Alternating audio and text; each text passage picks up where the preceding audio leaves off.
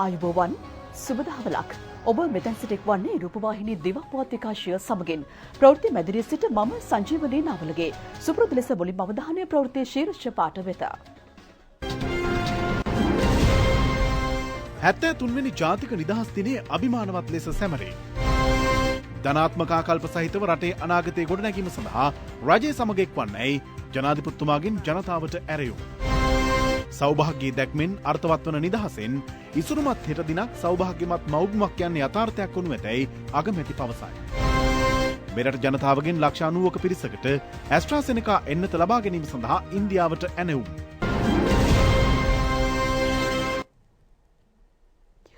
ශ්‍රී ලාංකේය ජනතාව 73 වෙනි ජාතික නිදහස් දිනය අභිමානවත් අයුරින් අද සමරනවා. ජාතික නිදහස් දින සැමරුම් උත්සවය ගාම්භීර සහ අභිමානවත් ලෙස ජනාධිපති ගෝඨාභය රාජපක්ෂ මැතිතුමාගේ ප්‍රධානත්වයෙන් කොළඹ නිදහස් චතුරස්‍රයේදී පැවැත්වුණා. කොවිඩ් වසංගතයේ හේතුවෙන් මෙවර නිදහස් දින සැමරුම සෞඛ්‍ය ක්‍රමවේද අනුගමනය කරමින් සංවිධානය කර තිබුණා. ත්‍රිවිධ හමුදාවේ 5000කට අධික පිරිසක් මීට එක්ව සිටියා. මහා සංඝරත්නයේ අන්‍යාගමික නායකින් මැති ඇමතිවරුන් විදේශ ස්ථානාපතිවරුන් මහ කොමසාරිස්වරුන් රාජ්‍ය නිලධාරීන් ඇතුළු පිරිසක් මෙම අවස්ථාවට සහභාගී වුණා. සැමරුම් උළෙලට පළමුව සිදු කෙරුණේ පොලිස්පති ත්‍රිවිධ හමුදාපතිවරුන් සහ ආරක්ෂක ලේකම් ජෙනරාල් කමල් ගුණරත්න මහතාගේ පැමිණීමයි. ශ්‍රී ලංකා ගුවන් හමුදාධිපති එයා මාෂල් සුදර්ශන පත්‍රන මැතිතුමා සහ එම මැතිණියගේ පැමිණීම. නාවික හමුදාධිපති වයිස් අද්මිරාල් නිශාන්ත උළුගේතැන්න මැතිතුමා සහ එම මැතිණියගේ පැමිණීම. ආරක්ෂක මාණ්ඩලික ප්‍රධාන සහ ශ්‍රී ලංකා යුද්ධ හමුදාධිපති ජෙනරල් ශවේන්ද්‍ර සිල්ලා මැතිතුමා සහ එම මැතිණියගේ පැමිණීම. ආරක්ෂක ලේකම් ජෙනරල් කමල් ගුණරත්න විශ්‍රාමික මැතිතුමා සහ එම මැතිණියගේ පැමිණීම. බස්නාහිර පළාත් ආණ්ඩුකාර මාර්ෂල් ඔෆ් එයාර්ෆෝස් රොෂාන් ගුණතිලක මහතාගේ පැමිණීමයි මේ. අනතුරුව පැමිණියේ වාරිමාර්ග කැබිනට් අමාත්‍ය හා අභ්‍යන්තර ආරක්ෂක ස්වදේශ කටයුතු හා ආපදා කළමනාකරන රාජ්‍ය අමාත්‍ය චමල් රාජපක්ෂ මහතායි. ඔහු පිළිගනු ලැබුවේ ආරක්ෂක ලේකම් ජෙනරාල් කමල් ගුණරත්න මහතා විසින්. විපක්ෂ නායක සජිත් ප්‍රේමදාස මහතාගේ පැමිණීම අනතුරුව සිදු වූ අතර ඔහු පිළිගනු ලැබුවේ අමාත්‍ය චමල් රාජපක්ෂ මහතා විසින්. 73 වෙනි ජාතික නිදහස් දින සැමරුමට අනතුරුව පැමිණියේ කතානායක මහින්දයාපා අබේවර්ධන මහතා සහ එම මහත්මියයි. ඔවුන් පිළිගනු ලැබුවේ අමාත්‍ය චමල් රාජපක්ෂ මහතා විසින්. අනතුරුව හිටපු ජනාධිපති මෛත්‍රීපාල සිරිසේන මහතා සමරු උළෙලට පැමිණියා. ඔහු පිළිගනු ලැබුවේ අමාත්‍ය චමල් රාජපක්ෂ සහ ආරක්ෂක ලේකම් ජෙනරාල් කමල් ගුණරත්න යන මහතුරුන් විසින්. අනතුරුව අග්‍රාමාත්‍ය මහින්ද රාජපක්ෂ මහතාගේ සහ ශිරන්ති රාජපක්ෂ මහත්මියගේ සම්ප්‍රාප්තිය සිදු වුණා. ඔවුන් පිළිගනු ලැබුවේ අමාත්‍ය චමල් රාජපක්ෂ, බස්නාහිර පළාත් ආණ්ඩුකාර මාර්ෂල් ඔෆ් එයාර්ෆෝස් රොෂාන් ගුණතිලක යන මහතුරුන් විසින්. 73 වෙනි ජාතික නිදහස් සැමරුමේ ප්‍රධාන ආරාධිතයා වූ අතිගරු ජනාධිපති සේනාධිනායක ගෝඨාභය රාජපක්ෂ මැතිතුමාගේ සහ අයෝමා රාජපක්ෂ මැතිණියගේ සම්ප්‍රාප්තිය අනතුරුව සිදු වුණා.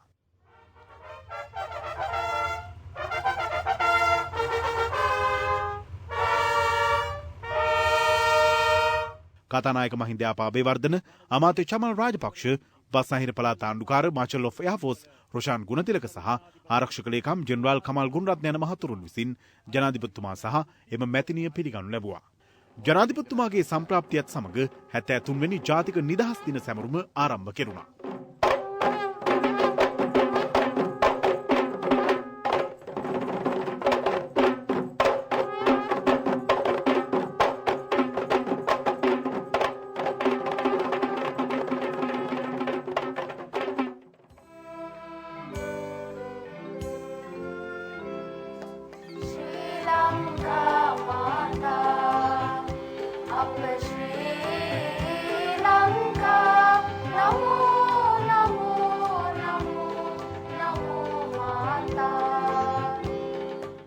අනතුරුව පොලිස්පති ත්‍රිවිධ හමුදාපතිවරුන් විසින් ජනාධිපතිතුමා ප්‍රධාන පීඨිකාව වෙත කැඳවාගෙන යනු ලැබුවා.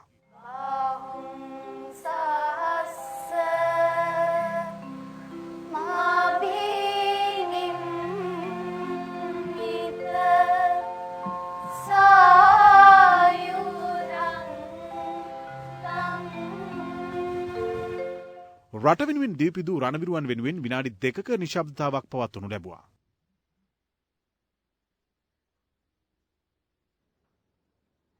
අනතුරුව ත්‍රිවිධ හමුදා ආචාර්ය ජනාධිපති ගෝඨාභය රාජපක්ෂ මැතිතුමා වෙත පිරිනමනු ලැබුවා. ජනාධිපති සම්මාන උත්තමාචාර්ය අයි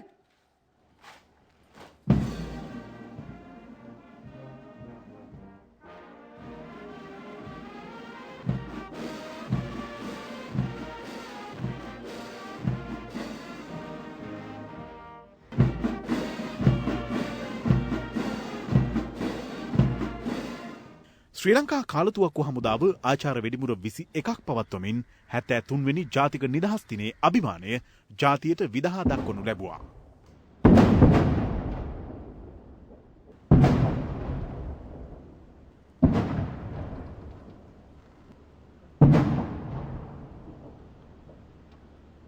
ත්‍රිවිධ හමුදා සම්මාන මුරය ත්‍රිවිධ හමුදා වර්ධන කළයන් නිලධාරීන් 4 දෙනෙකු සිතුවිලීන් 96 දෙනෙකුගෙන් සමන්විතයි. ත්‍රිවිධ හමුදා සම්මාන මුරය සියල්ල සම්පූර්ණයි නිවැරදි. ත්‍රිවිධ හමුදා සම්මාන මුරය ඉදිරි කොට සතරගෙන යාමට ඔබතුමාගේ අවසරය පතමි. තුමාණන්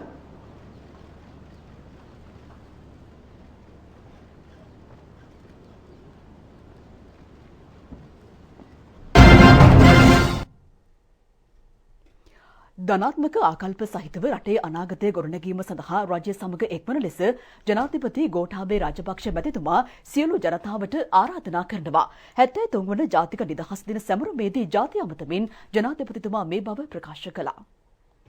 මම සිංහල බෞද්ධ නායකයෙක්. ඒ ප්‍රකාශ කරන්නට මම කිසිවිටකත් මැලිවන්නේ නැහැ. මම මේ රට පාලනය කරන්නේ බෞද්ධ ඉගැන්වීම් වලට අනුවයි. සෑම ආගමකටම සෑම ජාතියකටම නිසි ගරුත්වය ලබා දෙන අවිහිංසාවාදී සාමකාමී බෞද්ධ දර්ශනය තුළ අපේ රටේ සෑම ආගමිකයෙකුටම සෑම ජාතිකයෙකුටම රටේ පවතින නීති රාමුව තුළ එක හා සමාන නිදහස භුක්ති විඳීමේ අයිතිය තිබෙනවා. දේශීයත්වය අගයන රටේ ස්වෛරීත්වය සුරකින ජාතික නායකත්වයකට එරෙහිව ජාතිද්‍රෝහී බලවේග එක්වී කඳවුරු බැඳ ගැනීමත් තම අරමුණු ඉටු කර ගැනීම සඳහා දේශීය මෙන්ම විදේශීය බලවේග සාය පැතීමත් හැම විටම සිදු වෙනවා. මේ අයිතා සූක්ෂම ලෙස විවිධ බොරු ප්‍රචාර හරහා ජනතාව නොමග යවන්නට කටයුතු කරනවා. මා ඉල්ලා සිටිනවා මේ රටේ ජනතාවගෙන් සෑම විටම විචාර බුද්ධියෙන් කටයුතු කරන්නට කියා. දත්ත මත පදනම් කොට කරුණු විමසා බලා සත්‍ය හඳුනාගෙන තීන්දු තීරණ ගන්නවා නම් කිසිවෙකුට ජනතාව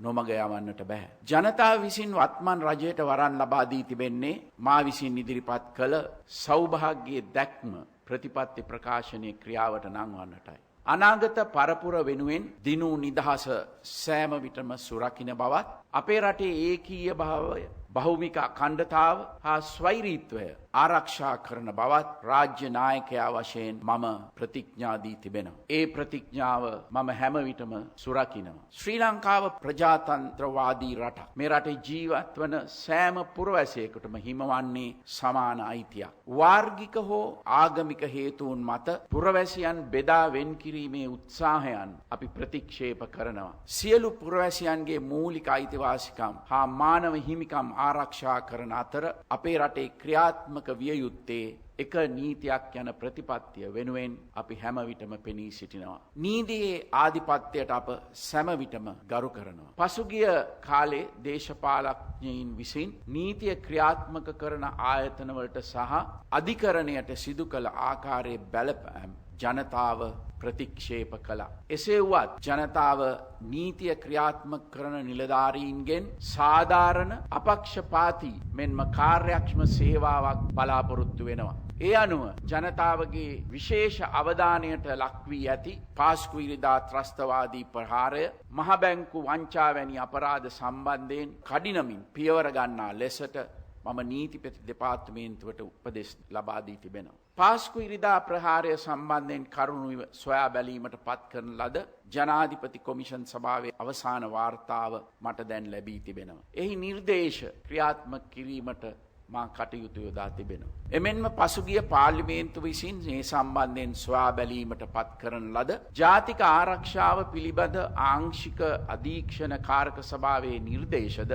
සැලකිල්ලට ගනිමින් පාස්කු ප්‍රහාරයට සම්බන්ධ සෑම පාර්ශ්වයකටම එරෙහිව පියවර ගැනීමට කටයුතු කරනු ලබනවා. මේ මහා අපරාධය සැලසුම් කළ හා එයට අනුබල දුන් වගකිය යුත්තන්ට නීතියට මුහුණ නොදී ගැලවී යන්නට අපි ඉඩ දෙන්නේ නැහැ. ඒ වගේම අන්තවාදයට නැවත මේ රට තුල හිස ඔසවන්නවටත් අපි ඉඩ දෙන්නේ නැහැ. කොවිඩ් වසංගතය නිසා සමස්ත ලෝකයේම අර්බුදයට ලක් වී ඇති වර්තමානයේ අපේ රටටත් අභියෝගයන් රැසකට මුහුණ දීමට සිදු වී තිබෙනවා. වසරකට වැඩි කාලයක් තිස්සේ මෙම වසංගත තත්ත්වය රටේ ආර්ථික සංවර්ධන ක්‍රියාවලියට වගේම ජන ජීවිතය සාමාන්‍ය පරිදි පවත්වාගෙන යාමටත් බාධාවක් වී තිබෙනවා. මේ වෙන විට ලෝකයේ රටවල් කිහිපයක්ම කොවිඩ් වෛරසය සඳහා සාර්ථකව එන්නත් අත්හදා බලා තිබෙනවා. මෙම එන්නත් ලංකාවට කඩිනමින් ලබා ගැනීමට සහාය දෙන ලෙස මම ඉන්දියාවේ, චීනයේ හා රුසියාවේ නායකයන්ගෙන් ඉල්ලීම් කළා. ඒ වගේම රජය ලෝක සෞඛ්‍ය සංවිධානය සමග මේ සම්බන්ධයෙන් සාකච්ඡා කළා. ඒ අනුව මේ වෙට විනත් එක් එන්නතක් ලංකාවට ගෙන්වා එය අපේ ජනතාවට ලබා දීම ආරම්භ කොට තිබෙනවා. එන්නත් කරන්නේ නොකඩවා නොනැවති ඉදිරියට ගෙන යාමට කටයුතු යොදා තිබෙනවා. මම හැමදාමත් පරිසරයට ආදරය කළ කෙනෙක්. එදා නාගරික සංවර්ධන අමාත්‍යාංශයේ ලේකම්වරයා වශයෙන් සිටියදී නගර අලංකරණය, නිවාස සංවර්ධනය, ඇවිදින මංතීරු හා නාගරික උද්‍යාන සකස් කිරීම වැනි සියලු ව්‍යාපෘතිවලදී පරිසරය ආරක්ෂා කරමින් ඒ සංවර්ධන කටයුතු කරන්නට මම කටයුතු කළා. අදත් මගේ රජය අනාගත පරපුර වෙනුවෙන් පරිසරය ආරක්ෂා කිරීමට විශේෂ අවධානයක් යොමු කොට තිබෙනවා. ජනතා කේන්ද්‍රීය ආර්ථික ප්‍රතිපත්තිය තුල මූලික පදනම වී තිබෙන්නේ ආර්ථික නිදහසකින් තොරව ආර්ථිකයේ සැබෑ ප්‍රතිඵල අත්කරගත නොහැකි බවයි. දුප්පත්කම තුරන් කිරීම, සියලු පුරවැසියන්ට දියුණු වීම සඳහා සම අවස්ථාවන් ලබා දීම, දේශීය ව්‍යාපාරකීන් ගොඩනැගීම යන්නේ රජයේ අරමුණු ඉටකර ගැනීම සඳහා අපිට පිරිසිදු හා කාර්යක්ෂම රාජ්‍ය සේවයක් අත්‍යවශ්‍ය වෙනවා. එසේ වුවත් වර්තමානයේ සෑම ස්තරයකදීම තීන්දුව තීරණ ගැනීමේ දුර්වලතාවයක් අපිට දකින්නට ලැබෙනවා. ඉතා සරල ආයතනික කටයුතු සම්බන්ධ තීරණවලදී පවා නිලධාරීන් විසින් තීරණ නොගෙන ඒවා අමාත්‍ය මණ්ඩලයට යොමු කරනු ලක්නට ලැබෙනවා. සෑම කාරණයකටම චක්‍රලේඛන උපදෙස් බලාපොරොත්තු වෙනවා. Tamanට තීරණ ගැනීමට හැකි සීමාව තුල වුවද තීරණ ගැනීමට පැකිලෙනවා. මේ తත්වය වෙනස් නොකරගත හොත් රට ඉදිරියට ගෙනියන්නට ඉතා දුෂ්කර වෙනවා. නිවැරදි තීන්දුවගෙන රට වෙනුවෙන් වැඩ කරන රාජ්‍ය සේවයක් තවදුරටත් ආරක්ෂා කිරීම සඳහා අවශ්‍ය කරන නීති ප්‍රතිසංස්කරණය මේ වෙනටත් සකස් වෙමින් පවතිනවා. එනිසා සේවා සැපයීමේදී මහජනතාවට බාධාකාරී වන සීමාවන් සහ ක්‍රමවේදයන් ලිහිල් කර ගැනීම රාජ්‍ය යාන්ත්‍රණය ක්‍රියාත්මක කරන ලෙස වගකිය යුතු සියලු දෙනාගෙන් මම ඉල්ලා සිටිනවා. දූෂණය හා නාස්තිය රටක සංවර්ධනයට විශාල බාධාවක්. රාජ්‍ය පාලනය තුළ දූෂණය සහ නාස්තිය නැති කිරීම සඳහා අපි ආදර්ශයෙන් කටයුතු කරමින් සිටිනවා. දූෂණයට සහ නාස්තියට වැරදිකරුවන් වන කිසිවෙකුට රජයක් වශයෙන් අපි ලිහිල් බවක් දක්වන්නේ නැහැ. කෙසේ වෙතත් වර්තමානයේ රාජ්‍ය අංශ තුල දූෂණය නතර කිරීමට විශාල බාධාවක් වී ඇත්තේ කැමැත්තෙන් හෝ අකමැත්තෙන් ජනතාවත් මේවාට වක්‍රාකාරව සහාය ලබා දීමයි. නිසා මම ජනතාවගෙන් ඉල්ලා සිටිනවා දූෂණයට ඍජුව හෝ වක්‍රව සහාය නොදක්වන ලෙස. යම් කිසි පුද්ගලයෙක් දූෂණයට සම්බන්ධ නම් ඒ සඳහා ඔබව පොළඹවනා නම් අදාළ ආයතන දැනුවත් කරන්න. දූෂණය හා නාස්තිය නැති කිරීමට රට පුරා සමාජ මතයක් නිර්මාණය කරන්න එකතු වෙන්න කියලා මම ඔබට ආරාධනය කරනවා. මා ජනාධිපති කරවීම සඳහා Taman වෙහෙස වූ බව විවිධ පාර්ශව ප්‍රකාශ කරනවා. එය සත්‍යයක් විය හැකියි. සමාජයේ සෑම පැතිකඩක්ම නියෝජනය කරන ජනතාව මාවට රොක් වී මට සහාය දුන්නා. මා විශ්වාස කරනවා බහුතරයක් එසේ කළේ පෞද්ගලික වාසි තකා නොව රට වෙනුවෙන් සේවයක් මගෙන් බලාපොරොත්තු වූ නිසයි කියා. එසේ අවංක චේතනාවෙන් මට සහාය දුන් ජනතාවගේ පොදු අපේක්ෂාවන් ඉටු කරන්නට මම හැම විටම කටයුතු කරනවා. නමුත් පෞද්ගලික හෝ ව්‍යාපාරික අවශ්‍යතා ඉටු කර ගැනීමයි පටු චේතනාවෙන් මට සහාය දුන් අය සතුටු කිරීම සඳහා රටට අහිතකර තීන්දුව ගන්නට මම කිසිවිටකත් සූදානම් නැහැ. ඉතිහාසය පුරා ශක්තිමත් ශිෂ්ටාචාරයන් ගොඩනැගුවේ රටවල් සංවර්ධනය කළේත් අනාගතය දෙස ධනාත්මකව බලා ඉලක්ක හඹාගිය මිනිසුන් විසින්. අපේ රටේ සංවර්ධනය සඳහාත් මේ මොහොතේ අවශ්‍ය වන්නේ එවැනි චින්තනයක්. අනෙකුත් අය විසින් කරන හැම දෙයකම වැරදි පමණක් දකින සමාජයක් වෙනුවෙන් තමන් කිසිවක් නොකරන සර්ව අසුභවාදීන්ගෙන් රටේ ප්‍රගමණයට කිසි දායකත්වයක් ලැබෙන්නේ නැහැ. අද අපට අවශ්‍ය වන්නේ රටට ආදරය කරන සමාජයට වැඩදායි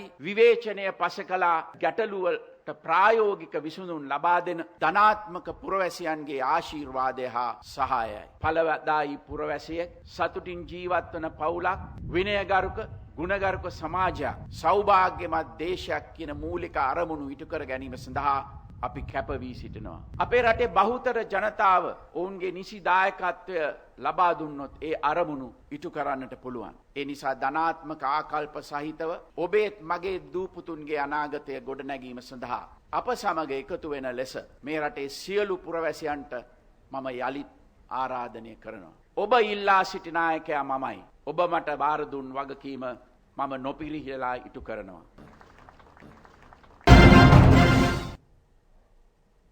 හැත්තෑ තුන්වන ජාතික නිදහස් දින සැමරුම් උළෙල වෙනුවෙන් ත්‍රිවිධ හමුදාව පොලිසිය සහ සිවිල් ආරක්ෂක බලකාය ආචාර්ය පෙළපාලි සංවිධාන කර තිබුණා. සංස්කෘතිකාංග රැසකින්ද උළෙල වර්ණවත් වුණා.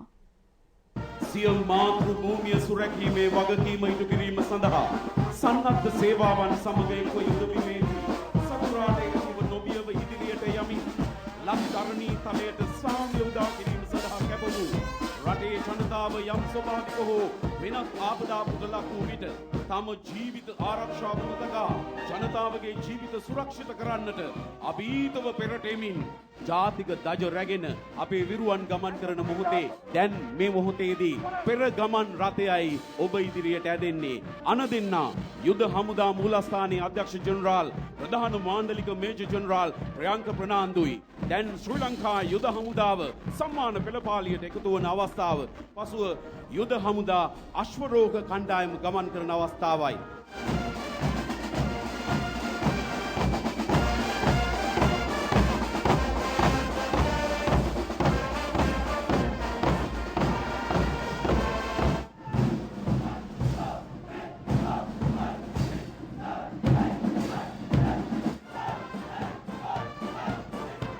මව්බිම ගෞරවය සේවය මේ ශ්‍රී ලංකා ඉංජිනේරු බලකායයි. ස්ථීර ක්ෂණික උද්ෘතය හිස දැරූ ශ්‍රී ලංකා සංඥා බලකායයි මේ.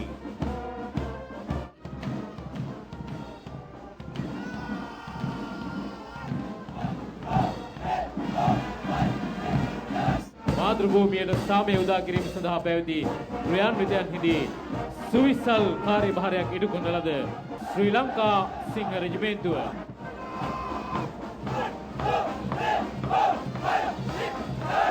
රට සුරකින විරුවන්ගේ පරපුරේ ගජබා රෙජිමේන්තුවේ ආචාර්යයි මේ.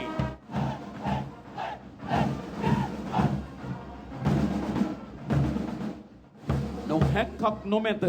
ඔව් මේ ආචාර්ය පෙළපාලියේ සිය ආචාර්ය කරන්නේ කමාන්ඩෝ රෙජිමේන්තුවයි. අධිෂ්ඨානයෙන් අභීතව අරමුණ කරා මේ 73 වන නිදහස් සමරුවට සිය ආචාර්ය විශේෂ බලකායෙන්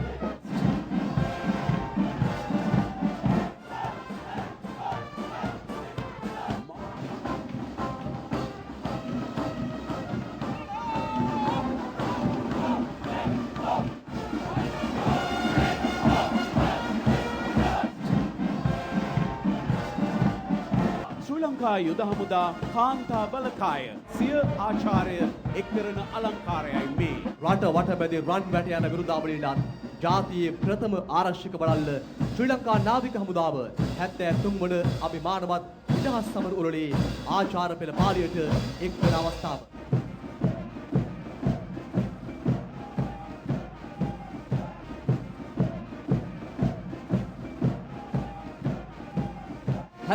වෙනි නිදහස් දින සැමරුම වෙනුවෙන් ගෙනෙන ශ්‍රී ලංකා ගුවන් හමුදා සම්මාන පෙළපාලියයි දැන් චීනයේ නිෂ්පාදිත Y12 වර්ගයේ ගුවන් යානා පෙළක් දැන් ඉහළ අහසේ දැක ගැනීමට හැකි.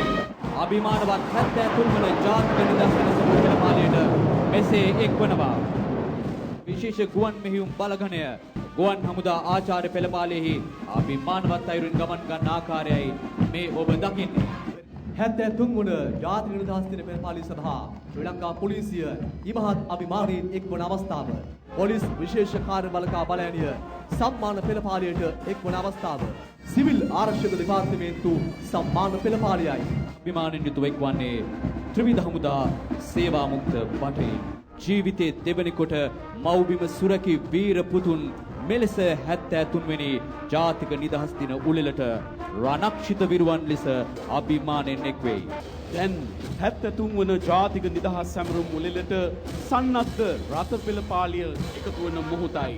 විශේෂ බලකා ප්‍රහාරක ධාවන පැති බලගණය.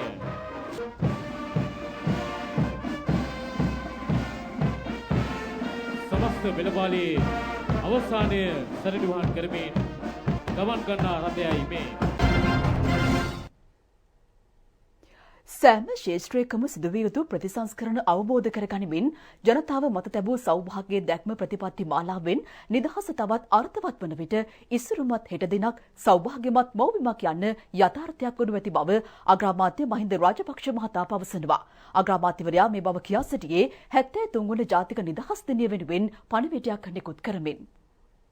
ශ්‍රී ලාංකීය සියලු පුරවැසියන් 73 වෙනි ජාතික නිදහස් දිනයේ සමරනු ලබන්නේ ඉමහත් අභිමානයෙන්. යටත් විජිතයක් බවට පත් වූ දින පටන් නිදහස දිනා ගැනීමට ලක්වැසියන් කළ කැපවීම හා සටන් ලෝක ඉතිහාසයේ නම් දරා තිබෙනවා. යුද ශක්තියෙන් මෙන්ම දේශපාලන ආගමික හා සංස්කෘතික මුහුණුවරින්ද උපක්‍රමික අරගලවල යෙදෙමින් නිදහස දිනාගත් අතීතයක් ශ්‍රී ලාංකීය ජාතියට හිමි. අද වන විට අපගේ මාතෘභූමියට අවශ්‍ය වැත්තේ ලැබූ නිදහස අර්ථවත් කර ගැනීමේ ක්‍රියාවලියක්. ජාතින් අතර සමගිය වර්ධනය කර ගැනීම හා ආගමික සංහිඳියාව ඊට දක්වන්නේ ප්‍රබල පිටුබලයක් බවයි මහින්ද රාජපක්ෂ මහතා නිදහස් දින පණිවුඩයෙන් කියා සිටින්නේ. විවිධ අභියෝග හමුවේ දේශීයත්වයේ අගයමින් ආර්ථික ප්‍රතිපත්තියක් තුළින් මාතෘභූමිය සංවර්ධනය කරා ගෙන යාමේ මාවතට ශ්‍රී ලංකාව මේ වන විට ප්‍රවිෂ්ඨ වී තිබෙනවා. ඉතිහාසයේ පුරා මාතෘභූමියට එරෙහි දෙස් විදෙස් බලවේග මෙන්ම ත්‍රස්තවාදයේද පරාජය කිරීමේ ස්ථිර ප්‍රතිපත්තියක අප කටයුතු කළ බවද අග්‍රාමාත්‍යවරයා පවසනවා. කොතරම් අභියෝග පැමිණියද මාතෘභූමිය කිසි ලෙසකින් පාවා නොදෙන බවයි මහින්ද රාජපක්ෂ මහතා අවධාරණය කරන්නේ. කොවිඩ්-19 වසංගතයේ පරාජය කිරීමටද ජාතියක් ලෙස නැගී සිටීමේ වැදගත්කම් පෙන්වා දෙන අග්‍රාමාත්‍යවරයා සිය නිදහස් දින පණිවුඩයෙන් කියා සිටින්නේ මාතෘභූමියේ බහුමික අඛණ්ඩතාව සහ ස්වෛරීත්වය වෙනුවෙන් ජීවිත පරිත්‍යාග කළ සහ අපරිමිත කැපකිරීම කළ සියලු දෙනාට තම ගෞරවය පුද කරන බවයි. විපක්ෂ නායක සජිත් ප්‍රේමදාස මහතා ජාතික නිදහස් දිනය වෙනුවෙන් පණිවුඩයක් නිකුත් කරමින් කියා සිටින්නේ දේශයේ සැබෑ නිදහස වෙනුවෙන් පෙරට ආ යුතු බවයි. දේශයක් ලෙස ලද ජයග්‍රහණ ලැබූ පසුබෑම් මෙන්ම පරාජයන්ද පසුගිය වසර 73 තුළ දැකගත හැකියි. මහාමාන්‍ය ඩී.එස්. සේනානායක මහතා අරුත් ගැන්වූ පංචවිධ නිදහස අර්ථවත් කිරීම සියලු පුරවැසියන්ගේ වගකීමයි. ඒ වෙනුවෙන් කැපවන සියලු දෙනා අනාගත ස්වර්ණමය ශ්‍රී ලංකාවේ ශ්‍රේෂ්ඨතම වීරයින් වන බවයි විපක්ෂ නායකවරයාගේ නිදහස් දින පණිවුඩයේ දැක්වෙන්නේ. එක් රටක එක දජයක එක් ගීයක ගෞරවාන්විත අභිමානයෙන් ජාතියේ 73 වෙනි නිදහස මෙවර සැමරීම මාතෘභූමියේ නිදහස මෙන්ම බහුමික අඛණ්ඩතාව උදෙසා දිවි පරදුර තබා කැප කළ විරුවන්ට කළ හැකි ගෞරවාන්විත උපහාරයේ බව ජනමාධ්‍ය අමාත්‍ය කැබිනට් ප්‍රකාශක ආචාර්ය කෙහෙලේ රඹුක්වැල්ල මහතා පවසනවා. ජාතියේ බරපතලම ඛේදවාචකයේ LTT ත්‍රස්තවාදයයි. ඒ නිමා කිරීමට නායකත්වයේ දුන් මහින්ද ගෝඨාභය සුසංයෝගයේ අද රටේ පළමු දෙවැනි පුරවැසියන් වෙමින් මව්බිමේ වගකීම දරා සිටීම නිදහසින් පසු සමස්ත ශ්‍රී ලාංකීය ජනතාව ලැබූ අතිශය වාග්යක් බවයි නිදහස් දින පණිවුඩෙන් අමාත්‍ය කෙහෙලේ රඹුක්වැල්ල මහතා කියා සිටින්නේ. සුරක්ෂිත රටක් සෞභාග්‍යමත් දේශයක් ඉලක්ක කර ගනිමින් රටේ අනාගත දිශානතිය ගොඩනැගෙන වකවානුවේ ඒ වෙනුවෙන් තම යුතුයකම් කොටස ඉටු කිරීමට සියලු පාර්ශ්ව වාද භේද දුරලා එක්විය යුතු බවද සිය නිදහස් දින පණිවුඩෙන් අමාත්‍ය ආචාර්ය කෙහෙලේ රඹුක්වැල්ල මහතා අවධාරණය කරනවා. 73 වසරක අප ආ ගමන් මගෙහි සුවිශේෂී සන්ධස්ථාන කිහිපයක් පිළිබඳව තබන සටහනක් දැන්. පෘතුගීසි, ලන්දේසි, ඉංග්‍රීසි යන අධිරාජ්‍යවාදීන් විවිධ කාලවකවානුවලදී මේ ස්වර්ණමය භූමියේ ඔවුන්ගේ අනසකට නතු කරගත්තා. රට සතු සම්පත්, රටේ සංස්කෘතිය, සමාජ ක්‍රමය හා ආර්ථිකය විකෘති කළා. 1796 වන විට ලන්දේසින් පළවා හැර ශ්‍රී ලංකාව ආක්‍රමණය කළ ඉංග්‍රීසීන් 1815 දී රටම සිය ආධිපත්‍යයට නතු කරගත්තා. කෙසේ වුවද සිංහ දජේ පහත හෙලා බ්‍රිතාන්‍ය දජේ ඔසවනවටත් වඩා වේගෙන් සිංහලයින් අධිරාජ්‍යවාදයට එරෙහිව නැගී සිටීම කැපී පෙනෙනවා. ඉංග්‍රීසීන්ගේ තුවක්කුව හමුවේ බ්‍රිතාන්‍ය දජයේ බිම දමා පාගන්නට තරම් වාරියපොළ සුමංගල හිමියන් නිර්භීත වූයේ ජාතියට නව පණක් ලබා දෙමින්. 1815 ගිවිසුමේ කොන්දේසි උල්ලංඝනය වන දුටු සිංහලයන් අධිරාජ්‍යවාදයට එරෙහිව අසිපතින් සන්නද්ධ වූ අතර 1818 සහ 1848 නිදහස් අරගලයේ බිහි වූයේ එහි ප්‍රතිඵල ලෙසයි. 1948 පෙබරවාරි 4 වෙනි දින ශ්‍රී ලංකාවට නාමමාත්‍රික නිදහසක් පිරිනැමුණා. එය ඩොමීනියන් තත්ත්වයේ නිදහසක්. 72 ජනරාජ ව්‍යවස්ථාවෙන් එය තහවුරු කෙරුණද එම නිදහස වචනයට පමණක් සීමා වීමට වැඩි කාලයක් ගත වූයේ නැහැ. අධිරාජ්‍යවාදීන් රට තුළ එදා නිර්මාණය කළ ජාතිවාදයේ සහ වාර්ගික මතිමතාන්තර යලි උතුරෙන් ඇවිලෙන්නට පටන් ගත්තා. උතුරේ ත්‍රස්තවාදයෙන් රටම භීතියට පත් වුණා. තැන තැන පිපිරුණු බෝම්බ හේතුවෙන් ජනතාවට සිය ජීවිත පිළිබඳව පැවතියේ දැඩි අවිශ්වාසයක්. දෙමළ ඊලාම් විමුක්තිකාමින්යයි කියාගත් ත්‍රස්තවාදීන් සිංහල දෙමළ මුස්ලිම් ભેදයකින් තොරව සියලු දෙනාගේ ජීවිත විනාශ කළා. ඔවුන් රාජ්‍ය නායකින් හමුදා ප්‍රධානීන් ආදී පිරිස් පමණක් නොව කුඩා දරුවන්ගේ ජීවිත පවා විනාශ කළේ සිය ම්ලේච්ඡත්වයේ සීමාවක් නොමැති බව මනාව පසක් කරමින්. උතුරේ පාසල් දරුවන්ට පෑන පැන්සල වෙනුවට තුවක්කුව අතටගෙන සයනයිඩ් කරල ගෙලලා ගැනීමට සිදු වුණා. සෑම දිනකම රටේ සිව් දිගින් නැගෙන්නට වූයේ ත්‍රස්තවාදීන්ට බියෙන් නැගුණු විලාප හඬයි. මෙවැනි පසුබිමක ත්‍රස්තවාදයේ සම්පූර්ණයෙන්ම අවසන් කළ යුතු බව සියලුම ශ්‍රී ලාංකිකයන් 2005 වසරේදී තීරණාත්මක තීන්දුවකට එළඹියා. එතැන් සිට ජනතාවගේ බාරකරුවා වූයේ එවක ජනාධිපතිවරයා වූ මහින්ද රාජපක්ෂ මැතිතුමායි. ත්‍රස්තවාදයට එරෙහි මෙහෙයුමත් සමග කොටහිතවාදී බලවේග රාජ්‍ය නායකත්වයේ සිර කිරීමට උත්සාහ දැරීමද කැපී පෙනුණා. එහෙත් රාජ්‍ය නායකත්වයේ කටයුතු කළේ ටැබූ පියවර ආපස්සට ගන්නවා වෙනුවට පියවරෙන් පියවර තවදුරටත් ඉදිරියට යාමටයි. ත්‍රිවිධ හමුදා රණවිරුවන් නිවැරදි නායකත්වයත් සමග මව්බිම් බේරා ගැනීමේ සටනේ ඉදිරියටම ගොස් අවසන් ප්‍රතිඵලය ලෙස වසර 30ක් රට වෙනසූ ත්‍රස්තවාදය 2009 වසරේදී සම්පූර්ණයෙන් අවසන් කිරීමට සමත් වුණා. ශ්‍රී ලාංකිකයන් එදින සිට සැබෑ ලෙසම නිදහස භුක්ති විඳිමින් සිටියේද පසුගිය පාස්කුරිදා ත්‍රස්ත ප්‍රහාරයත් සමග සියලු දෙනාට යලි මරණ බිය දැනෙන්නට වුණා. එම ප්‍රහාරය දේශීය ආර්ථිකයටද එල්ල කළේ මරු පහරක්. වසර 5ක් ආපස්සට ගමන් කළ ශ්‍රී ලංකාව නැවත ඉදිරියට ගෙන යාමේ බහරදූර වගකීම මෙවර නව නායකත්වයට පවරා තිබෙනවා. අන්තවාදී ත්‍රස්ත සංවිධාන යලි හිසෙසවීම වැළැක්වීමේ වගකීමද පැවරී ඇත්තේ නව නායකත්වයටයි. නිදහස් දේශපාලන සම්ප්‍රදායක් මෙන්ම ස්වාධීන හා ශක්තිමත් ආර්ථිකයක් ළඟා කර ගැනීමට අප මෙතෙක් සමත්ව නැහැ. එම වගකීම ඉටු කිරීමද සිදු ඇත්තේ වත්මන් ජනාධිපති ගෝඨාභය රාජපක්ෂ මැතිතුමාටයි. මේ අතර වත්මන් රජයේ හමු ඇති තවත් බරපතල අභියෝගයක් වී ඇත්තේ ලෝ වෙලාගත් COVID-19 අර්බුදයයි. ලොව අනෙකුත් රටවල් මෙම ව්‍යසනයේ හමුවේ පසුබසින විට ඊට සාර්ථකව මුහුණ දීමට වත්මන් රජයට හැකිව තිබෙනවා. ඒ අනුව COVID අර්බුදයට සාර්ථකව මුහුණ දුන් ලොව 10 වෙනි රට බවට ශ්‍රී ලංකාව පත්ව තිබෙනවා. නව COVID-19 රෝගීන් ජනතාව බේරා ගැනීමට වත්මන් රජයේ එන්නත් කරන වැඩපිළිවෙලද සාර්ථකව සිදු කරමින් පවතිනවා. ජාතික ආරක්ෂාව ශක්තිමත් කරමින් රට හමුවේ ඇති සියලු අභියෝග ජය ගනිමින් ආර්ථිකය නගා සිටුවා ජාතික සම්පත් සුරැකීමේ රජයේ ප්‍රයත්නයට සියලු දෙනා එක් විය යුතු කාලයයි මේ එළඹ තිබෙන්නේ. ජාතික නිදහස් දිනය නිමිත්තෙන් දෙවැනි ස්ථාන රැසක ආගමික වතාවත් සංවිධානය කර තිබුණා. නාරාහෙන්පිට ශ්‍රී අභයාරාමයේදී බෞද්ධ ආගමික වතාවත් අද උදේ පැවැත්වුණා. ඒ පූජ්‍ය මුරුතෙට්ටුවේ ආනන්ද හිමියන්ගේ ප්‍රධානත්වයෙන් බුද්ධ ශාසන ආගමික හා සංස්කෘතික කටයුතු අමාත්‍යාංශය සහ බෞද්ධ කටයුතු දෙපාර්තමේන්තුව එය සංවිධානය කර තිබුණා. මහාචාර්ය පූජ්‍ය මැදගොඩ අබේතිස්ස හිමියන් විසින් මෙහිදී අනුශාසනාවක් පවත්වනු ලැබුවා. කොල්ලපිටිය පොල්වත්ත ශ්‍රී ධම්මකිත්‍යාරාමේදී බෞද්ධ ආගමික වතාවත් පැවැතුනේ ශ්‍රී ලංකා රාමාංජ මහනිකායේ මහානායක අගමහා පඬිත පූජ්‍ය මකුලෑවේ විමල හිමියන් ඇතුළු මහා සංඝරත්නයේ ප්‍රධානත්වයෙන්. අමාත්‍ය ආචාර්ය බන්දල ගුණවර්ධන, විපක්ෂ නායක සජිත් ප්‍රේමදාස, කොළඹ නගරාධිපති රෝසි සේනානායක යන මහත් මහත්මිය ඇතුළු පිරිසක් ඊට එක්ව සිටියා. මෙරටට නිදහස ලැබීමෙන් පසු මහාමාන්‍ය ඩී.එස්. සේනානායක මහතා විසින් රෝපණය කරන ලද දඹ ගසක් එම විහාරස්ථානයේ පිහිටා තිබෙනවා. ජාතික නිදහස් දින කතෝලික දේව මෙහෙය අතිඋතුම් මැල්කම් කාදිනල් රංජිත් හිමිපාණන්ගේ ප්‍රධානත්වයෙන් බොරැල්ල සියලු ශාන්තුවරුන්ගේ දේවස්ථානයේදී අද පැවැත්වුණා.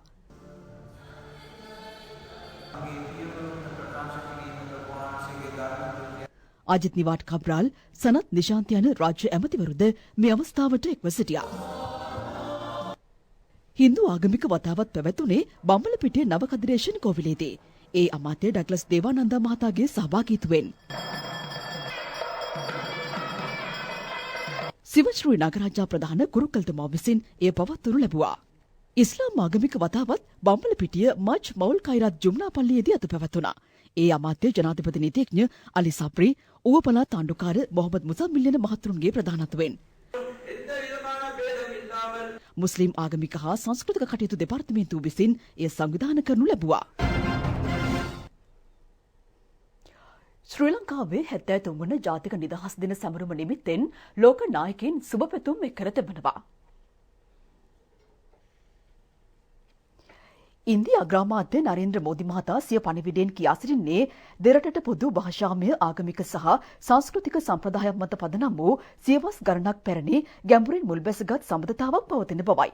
ඔහු රජයට සහ ශ්‍රී ලංකාවාසී ජනතාව වෙත සුබ පැතුම් එක් කරමින් කියා සිටින්නේ දෙරට අතර සම්බන්ධතා තවදුරටත් ශක්තිමත් වේවා යන්නයි. COVID-19 වසංගත තත්ත්වයේ හමුවේ වුවද සංවර්ධන සහයෝගීතාව, වෙළඳ හා ආර්ථික සම්බන්ධතා සහ ජනතාව අතර සම්බන්ධතා වර්ධනය වේවායිද ඉන්දිය අග්‍රාමාත්‍යවරයා ප්‍රාර්ථනා කරනවා.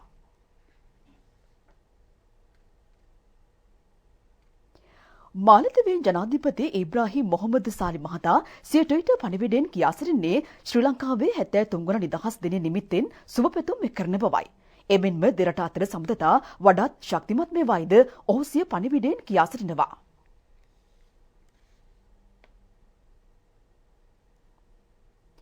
චීන ජනාධිපති සී ජින්පින් මහතාද ශ්‍රී ලංකාවේ 73 වන ජාතික දිනය නිමිත්තෙන් සුබ පැතුම් එක් කර තිබෙනවා. COVID-19 වසංගතය වැනි අභියෝග සඳහා සහයෝගයෙන් කටයුතු කිරීමට අපේක්ෂා කරන බවත් දෙරට අතර මිත්‍රත්වය වැඩි දියුණු වන ආකාරයෙන් කටයුතු කිරීමට බලාපොරොත්තු වන බවත් ඔහු කියා සිටිනවා.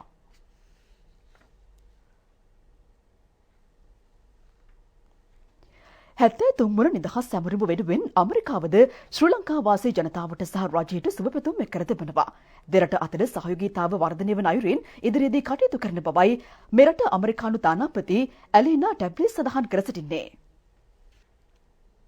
ඔබ යලිත් දිවාපුවත් සමගින් මෙරට ජනතාවගෙන් ලක්ෂ 90ක පිරිසකට ලබා දීමට අවශ්‍ය වන ඔක්ස්ෆර්ඩ් ඇස්ට්‍රාසෙනිකා එන්නත ලබා ගැනීම සඳහා මේ වන විට ඉන්දියාවට ඇනුම් කර ඇති බව රාජ්‍ය ඖෂධ නීතිගත සංස්ථාවේ සභාපති විශේෂඥ වෛද්‍ය ප්‍රසන්න ගුණසේන මහතා පවසනවා. ඔහු වැඩිදුරටත් සඳහන් කළේ අවශ්‍ය එන්නත් ප්‍රමාණය පෙබරවාරි මාස 15 වෙනිදා සිට මෙරටට ගෙන්වා ගැනීම සඳහා කටයුතු කරන බවයි. ජනාධිපති සාධක බලකායේ අනුමැතිය ඇතිව අපි ඒ සීරම් ඉන්ස්ටිටියුට් ආයතනයට මිලියන 9ක් ජනතාවට අවශ්‍ය වන එන්නත් ලබා ගැනීම සඳහා ඇනවුම් අපි ඉදිරිපත් කරලා තියෙනවා. ඉන්දියානු රජය ඍජුවම මැදිහත් වෙලා ඒවායේ අපේ රටට අවශ්‍ය මේ මිල ගණන් පිළිබඳ මේ අවස්ථාවේ සාකච්ඡාවක් වෙනවා. ඒක අද දවස් ඇතුළත අවසන් වෙච්ච වහාම එය සමග ඒ කොන්ත්‍රාත්තුව අත්සන් කරලා ඒ අවශ්‍ය එන්නත් ප්‍රමාණය පෙබරවාරි 15 වෙනිදා සිට ලංකාවට ගෙන්වා ගැනීමට අපි කටයුතු කරනවා. එතකොට ඒ ප්‍රමාණය කියලා කියන්නේ ලංකාවේ ජනගහනයේ 40%ක් පමණ ප්‍රමාණයක් මේකට අයිති වෙනවා. ඒකම ලෝක සෞඛ්‍ය සංවිධානය විසින් දැනුම් දීලා තියෙනවා. ඔවුන් අපට ලබා දෙන එන්නත් මිලියන 1.2ක පමණ ප්‍රමාණයක් මේ මාසයේ මැද සිට ලැබෙනවා කියලා. එතකොට මේ එන්නත් වර්ග දෙකේ එකතුව ගත්තාම ශ්‍රී ලංකාවේ ජනගහනයේ 50%කට වඩා වැඩි ප්‍රමාණයක් එන්නත් කිරීමේ හැකියාව ලැබෙනවා. ඒ නිසා මම හිතන්නේ අපේ රටේ ජනතාවට ඒ එන්නත් කිරීම අප්‍රේල් මාසයේ වෙන විට අපිට සම්පූර්ණ කරගන්න පුළුවන් බව තමයි වසංගත රෝග විශේෂඥාංශය පවසන්නේ. ඒ නිසා මේ දින කිහිපය තුළ ඊටාම දැඩි පරිස්සමෙන් මේ රෝගය හදාගන්නේ නැතුව පරිස්සමින් ඉන්න. COVID-19 ප්‍රතිශක්තිකරණ වැඩසටහන යටතේ ඇස්ට්‍රාසෙනිකා එන්නත මෙරට 1,39,914 දෙනෙකුට ලබා දී ඇති බව වසංගත රෝග විද්‍යාංශය පවසනවා. එන්නත්කරණය ආරම්භ කෙරුණේ 29 වෙනි දිනයි. එහි 7 වන දිනය අදයි. ඊයේ එන්නත ලබා දුන් පිරිසට 21,147 දෙනෙකු ඇතුළත්. COVID-19 රෝගීන් මෙරට පූර්ණ සුවය ලැබූ පිරිස 59,883ක් දක්වා ඉහළ ගොස් තිබෙනවා. එම ප්‍රතිශතය 90.17ක්. 9.33ක පිරිසක් තවදුරටත් ප්‍රතිකාර ලබමින් සිටින අතර එම පිරිස 6,194ක්. COVID-19 රෝගී වැළඳුණු තවත් 711 දෙනෙකු ඊයේ හඳුනා ගැනුණා. ඔවුන් සියලු දෙනාම පෑලියගොඩ කොවිඩ් පොකුර ආශ්‍රිතව වාර්තා වූ රෝගීන්. සුවය ලැබූ 840 දෙනෙකු රෝහල් වලින් ඊයේ පිටව ගියා. PCR පරීක්ෂණ 13,218ක් ඊයේ සිදු කෙරුණා. මෙරට මෙතෙක් සිදු කර ඇති PCR පරීක්ෂණ සංඛ්‍යාව 17,62,977ක්. COVID-19 මෙරට තවත් පුද්ගල මරණ 4ක් ඊයේ වාර්තා වුණා. ඔවුන් පදිංචිව සිටියේ යටියන්තොට දෙවලපොළ වල්ගමුල්ල සහ මීගමු යන ප්‍රදේශවලයි. සෞඛ්‍ය ආරක්ෂිත ක්‍රමවේද නොසලකා හැර සිටි 11 දෙනෙකු අද උදේ 6න් අවසන් වූ පැය 24 තුළ අත්අඩංගුවට ගෙන තිබෙනවා.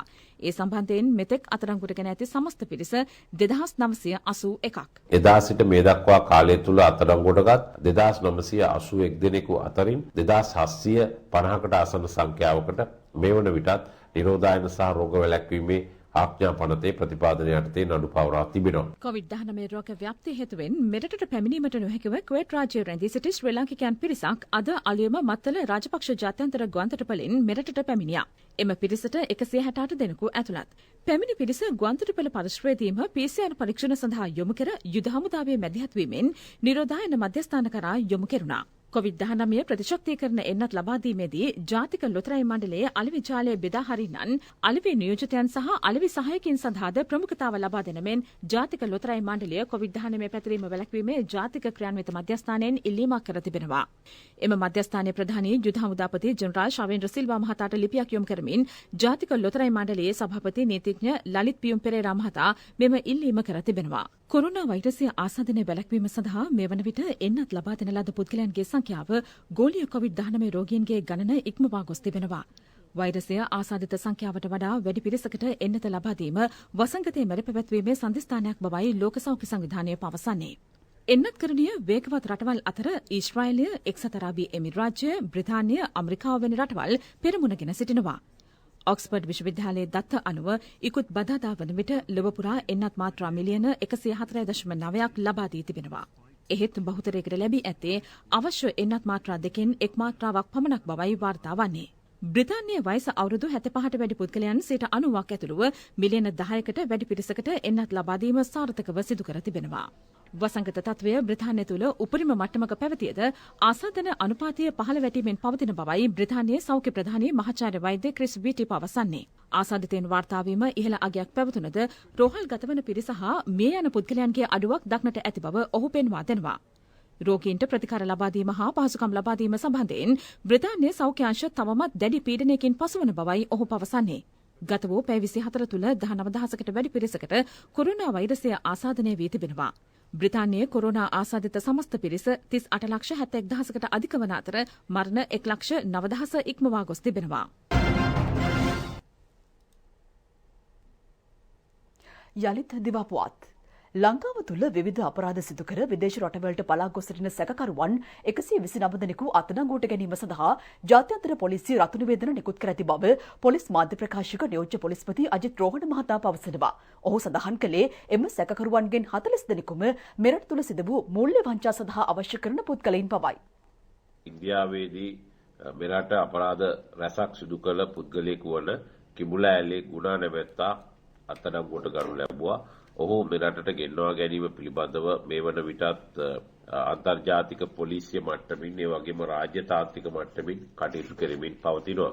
ලංකාවේ විවිධ අපරාධ සිදු කළ විදේශ රටවලට පලා ගිය පුද්ගලයන් 129 දෙනෙකුට අදාළව රතු නිවේදන පවතිනවා. මෙම රතු නිවේදන අන්තර්ජාතික පොලිසිය මගිනුයි නිකුත් කර තිබෙන්නේ.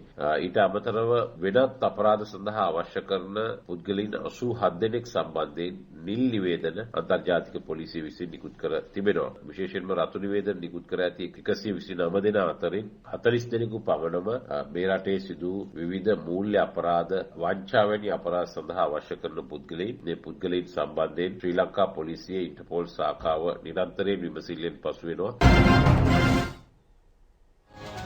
ඒ සමගින් අද නියමිත රූපවාහිනී දිවාපුවත් විකාශය නිමවට පත්වනවා. ආයුබෝවන්